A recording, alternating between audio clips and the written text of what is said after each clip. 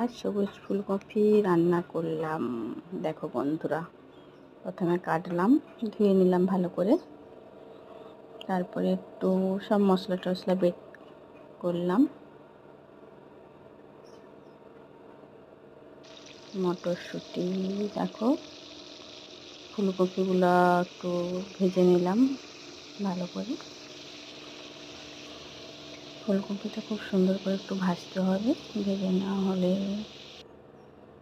তুলে নিতে হবে। তারপরে তেল দিয়ে তেজপাতা, আদা রসুন পেস্ট দিয়ে ভালো করে কষিয়ে নিতে হবে। কষিয়ে নেওয়া হয়ে গেলে ওর সঙ্গে পেঁয়াজ দিয়েছি,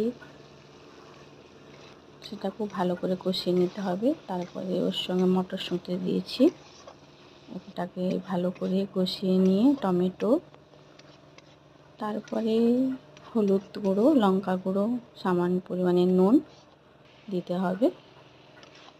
তারপরে ধনেপাতা দিলাম, ধনেপাতা দিয়ে আবার মশলাটাকে ভালো করে পরিমাণে কষিয়ে নিলাম। ফুলকপি আলুগুলো দিলাম, দিয়ে কষিয়ে নিলাম। পরিমাণে নুন দিতে হবে, তোমরা নুনটা দেখে নেবে যে যার মতো করে, নুনটা যেন ঠিক পরিমাণে হয়। এভাবে রান্না করলে খুব সুন্দরই লাগে খেতে। বন্ধুরা, আমি রান্না করতে ভালোবাসি।